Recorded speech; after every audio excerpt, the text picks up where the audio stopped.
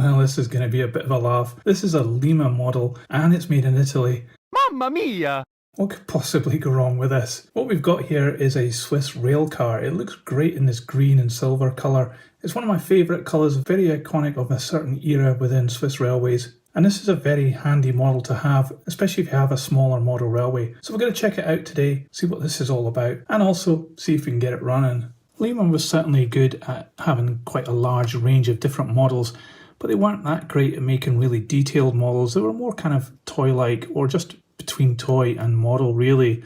This is a prime example of it. The moulding doesn't really have a lot of definition of the model, but it gives you an overall flavour of what this rail car looks like. It looks as though we might have lights in this, but I'd be really surprised. We don't have flush fit glazing here, but it is very clear and you can see inside. But what you do see there is the motor sitting on top of this bogie here, very typical of Lima.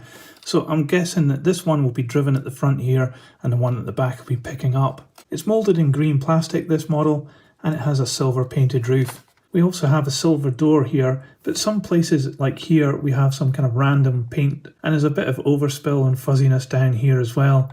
So it's already showing that it's up to normal Lima standards when it comes to painting and decoration. There are some transfers here getting a bit worn off now, and we have the SBB and CFF logo in the middle, along with these grills which are actually not too badly moulded. You can see through these windows that there is some interior in there. It's not all the way along, but it does have it for some of it in that cream colour. It's got a representation of seating. And as we come down to this end of the rail car, the interior stops once more and we just have space where this bogie is, but there's no motor on this bogie, so I don't see why they didn't just put an interior in there. These models feature push-in buffers which revolve around, they're not fixed at all, and they have these couplings hanging out the front, very typical of Lima. On the roof, this one, it's second hand, but it does have some scratches here. But it actually has quite a lot of good detail moulded in here, all the hatches and grills.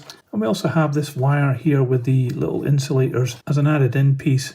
And we also have a spring-loaded pantograph, which is a combination of metal and plastic. And that actually looks pretty good. Obviously, won't be able to pick up from this because of the plastic parts, but it's certainly quite a good-looking pantograph. The bogies have good definition of spring detail and the suspension parts here. No brakes in line with the wheels at all, and they're quite deep flanges as well. The centre part of the railcar has got some really good detail moulded into this piece of plastic here in the chassis, and underneath, okay, it's upside down, but you can see Lima, Italy, and some more tanks and piping moulded into this piece of plastic. Not too bad at all underneath. The other bogie at the front here, the unpowered one, is just the same as the one we've seen. So before we go any further with this, we should probably put it on the test track and just see if it runs at all.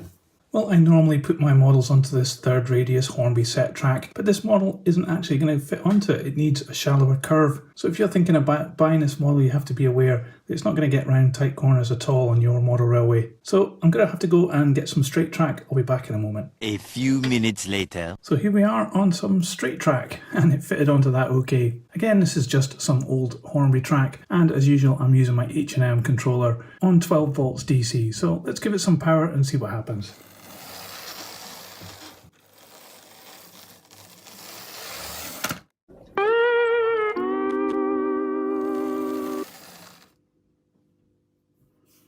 Well, as predicted, not very good at all. But on the plus side, the lights did work. So let's take this apart and we'll give it a bit of service and see if we can get it running any better. Well, it's certainly a setup we've seen a million times before with Lima. This one has got an interior which is also very dirty as well. I don't know where this locomotive has been in the past.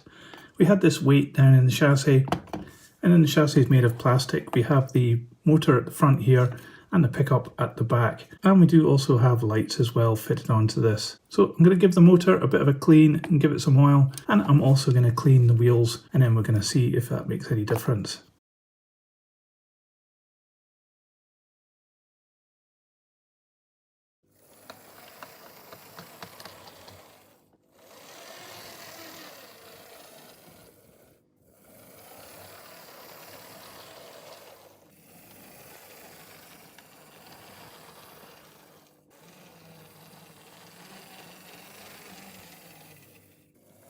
Well, you always know you're going to have problems with older Lima stuff, but giving it a little bit of a service and a clean, and it needed a new traction tyre, and now it runs absolutely perfectly. I would go so far to say it's really smooth, and it can go at quite a slow speed as well. So that's a great result, and just goes to show old Limas never really die. So let's put this on the scales, and we'll see how much it weighs. So this model comes in at 356 grams. So this Swiss SBB-CFF railcar from Lima, it's definitely a product of its time. It's a borderline model between a toy and an actual model, and it seems to have a strange combination of good and bad to it. The pantograph and the wiring on the roof looks pretty good, and the rest of the roof also looks good with a lot of detail there. But the green area, not so much, especially around cab where there's really not a lot of detail moulded in there. And of course you don't get flush fit glazing or anything like that. And the interior is a bit kind of random as well. The mechanics can really be troublesome if you don't look after them, but a little bit of a service seems to have brought this model back from the edge. A thing to be aware of, obviously it doesn't fit on third radius curves here, so you're going to have quite a shallow curve in order to be able to run this model. And as I said, it was ideally suited for smaller layouts because of its size. If you wanted to run passenger services, this would be ideal. However, smaller layouts usually have tighter curves, and then this wouldn't work. So it's a bit of a weird one, this one. However, it's certainly great to see that Lima used to do this kind of stuff, and that it still survives to this day. It's not the most reliable, it's certainly not the most detailed, and it's not the most refined, but it'll give you lots of fun, and it shouldn't cost the earth as well. But that's just what I think. What do you think about this model? Let me know in the comments below what you thought about my analysis, and if you liked this video, please give it a thumbs up. It really helps this channel. I'll put this on the turntable so you can see all the way around, and in a moment another video will appear. Just click on that and I'll see you there. But that's it for this one. Thanks for watching. See ya.